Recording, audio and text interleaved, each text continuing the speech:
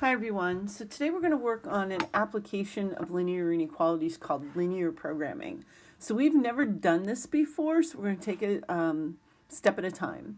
So we're going to work on just being able to graph some linear inequalities, find the vertices or the points of the corners, because we're going to end up creating this region, and we're going to look at a statement, and it's actually called the principal, vertex principle, where the max or min of anything that we're going to look at occurs at these vertices. So we're going to be looking at this, and we're going to build two applications of this. All right, so first of all, we're going to be solving problems involving linear programming. So graphing several inequalities, remember that all the points in the intersection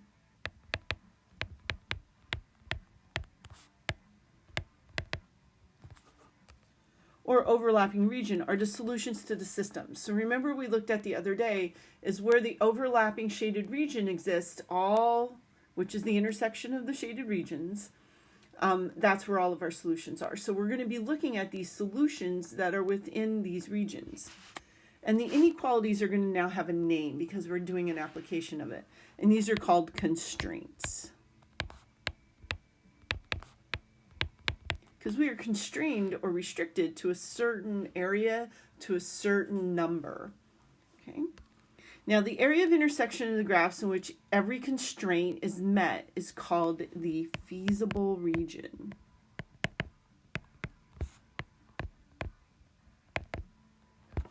Okay? Now, the feasible region contains all the possible solutions for the system of inequalities.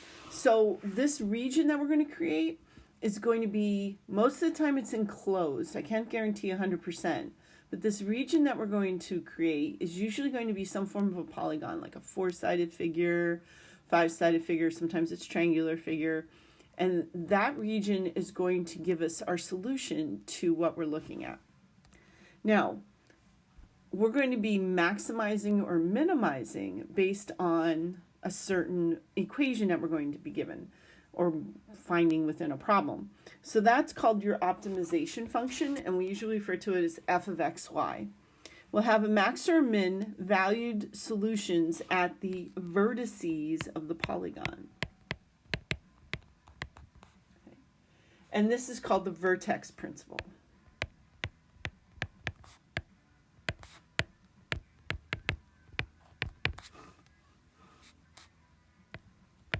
Okay, so basically that means that this region that we're going to create with the overlapping shades on the corners is where we're going to find our max or min. Okay? All right, so we're going to start out something simple and we're going to work our way up to something a little bit more difficult. So we're going to find the maximum and minimum values, and here is our objective function. Let me highlight that. F of xy is equal to 2x plus y for the polygon region determined by the system of inequalities. So here's what we're going to do. We're going to graph our inequalities.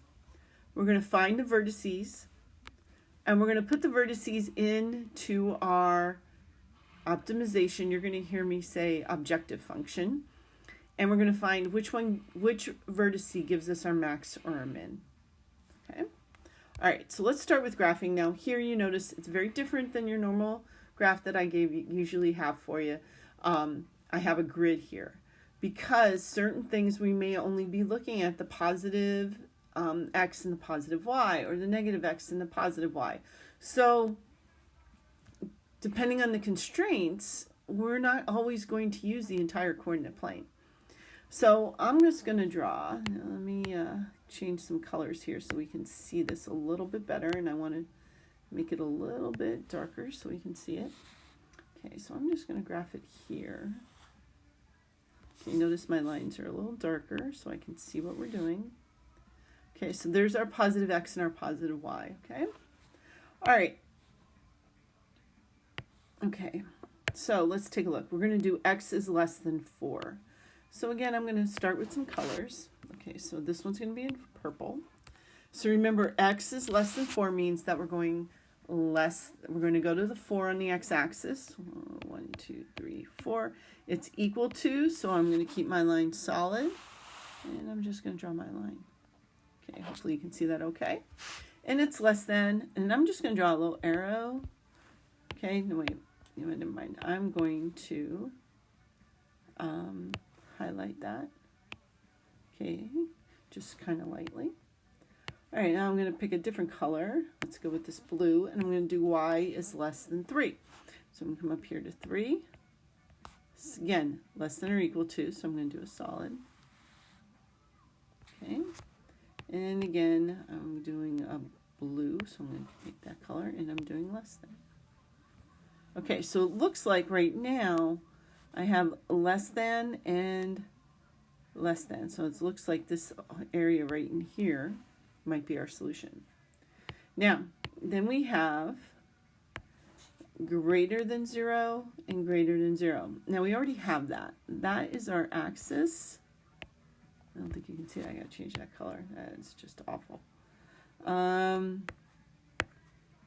Let's do mint. Okay, so greater than 0 and greater than 0. So that means that we're going to be going, yeah, we'll do this. Okay, this way and this way. Okay, you can notice that the colors are getting really, really crazy here. So here's my suggestion. Okay, I'm going to pick this orange. So we're greater than 0, less than 3, less than 4. Notice I have this region now of my overlapping shaded region. There we go. And I think we can erase all these other colors. There we go. Okay, so there is my feasible region. So I'm going to just draw arrows so I don't get myself, like, I couldn't keep track of all those colors. So I'm just going to draw arrows in the direction of my inequality where I should shade so that I can find that feasible region without too much difficulty. All right, so we graphed them. And so now we have this, oops, my bad, feasible region.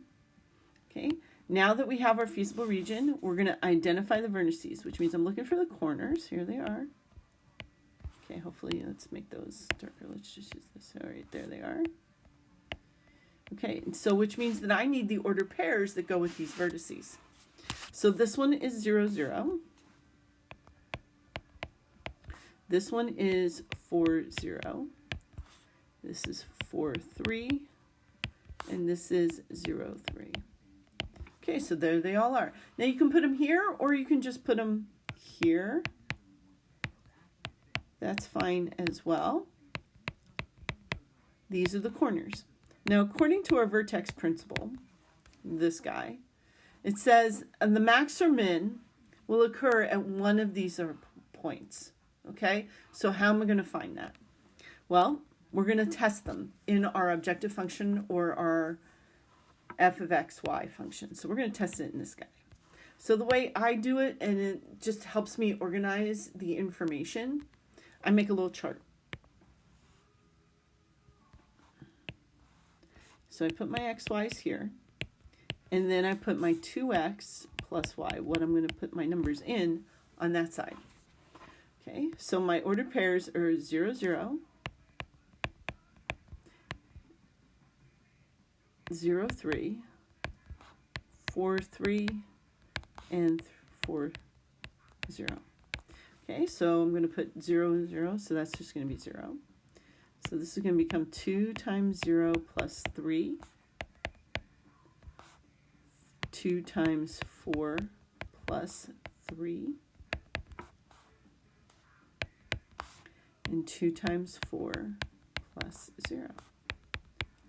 Okay, now we're finding maximum. Anybody not know where those numbers are, please make sure you yell. Okay, max and min. Well, here's our min. So we're going to write that. The min of 0 at 0, 0. And we have a max. Okay, so we have a max of 11 at 4, 3. Okay. All right, now I know that seems a lot of work. All right, but again, we're just applying the inequality concept. Let's try another one. Okay, so we're going to graph our three constraints, and then we're going to find maximum values of 8x plus 3y. Okay, so again, I'm just going to, let's do this purple, and I'm going to just make them wider so I can see it. Okay, so let's go here. Now we may not always need to do the coordinate plane. We may just use quadrant, like the quadrant 1, which is what's going to happen when we start doing applications, because you're only going to get positive values. All right, pick a color. I don't know, I'm loving the mint thing today. All right, so I'm going to take my first equation. I need to change that back. All right, and I'm going to do negative 2y is less than or equal to negative x. And then remember when we divide by a negative, we're going to change our inequality sign around. So that's going to become positive 1/2 x. Okay, and I'm going to graph him. So I'm going to start at 0 because that's my y-intercept. I'm going to go up 1, right 2.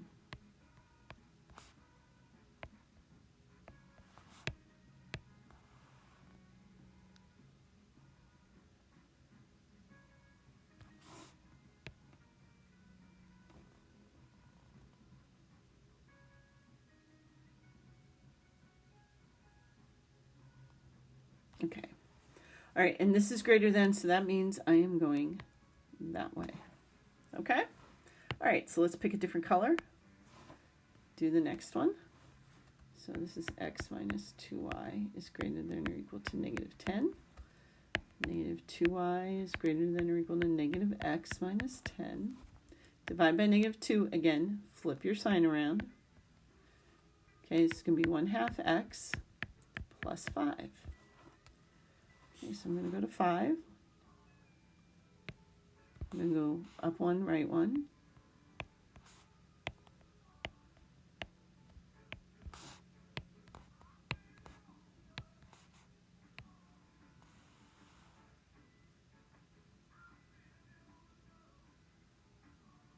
Okay, now it's less than. It's going to go that way. So right now, my overlapping shaded region, or my feasible region, is this in-between section. Okay, let's do one more. Do purple. No, we did purple already. Oh, I don't know. Okay, well, let's do this weird red. Okay, so 6x plus 3y is greater than or equal to 10. Okay, again, we're always finding our slope and y-intercept. And again, I'm just not writing them because I'm using them in the graph. If you're okay with that, I would hope. Okay, we're going to get a nasty fraction here, and that's okay. With our slope and y-intercept. If you need to write it out, write it out. I want to do what's best for you.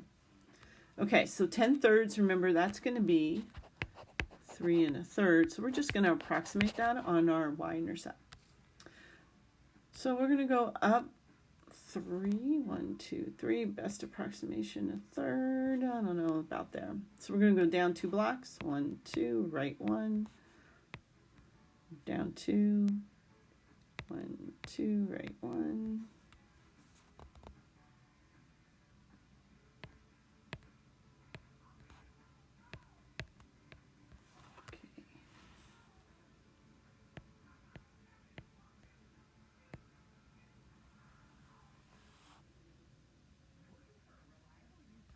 Okay, so, and that's going to be greater than, so I'm going this direction. Notice how I said not every graph is going to give you an enclosed polygon. So our feasible region is actually right here.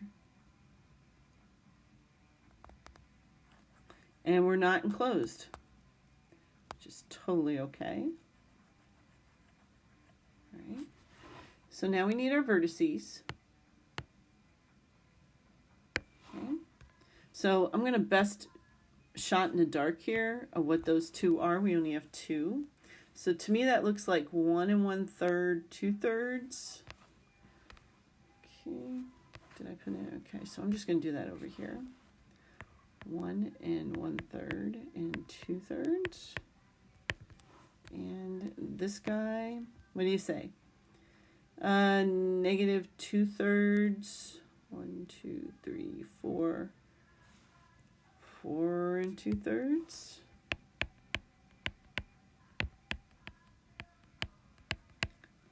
Okay, so there's our vertices. Okay, our objective function was 8x plus 3y. I'm just going to add that here.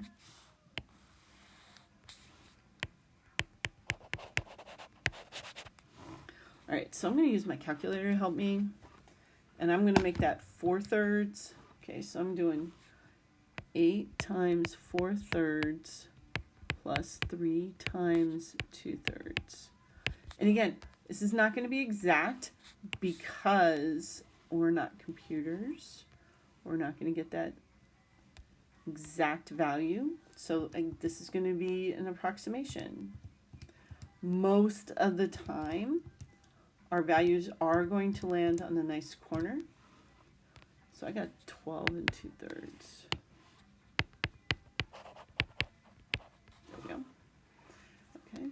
So next one would be 8 times negative 2/3 plus 3 times, that's 12, 14/3.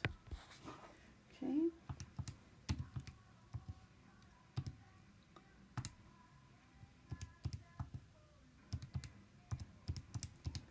If I do bad math, let me know. So 8.67. All right, so these are our only numbers, and this is just finding max and min. So our max of 12.67 at 1 1/3, 2/3, and then our min of 8.67 at negative 2/3, 4 2/3. Okay? All right. So I want you to pause this, and I want you to work through the next one. Okay? And then check your answer with what I have. All right. Let's see how you did. Okay? So this one was a little tough. You had 4. Okay? So my feasible region was that. Okay. And again, I drew my arrows so I can see where my color would be. Here is my chart with my 4 ordered pairs and my solutions. And I got a max of 14 at 18,5, and a min of, oh, I am wrong on my min. Our min is 3.5, which is 2, 2.5. Good thing I looked at that again.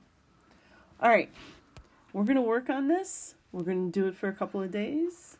Let me know if you have any questions, guys. Please stay safe out there, and I will talk to you again soon.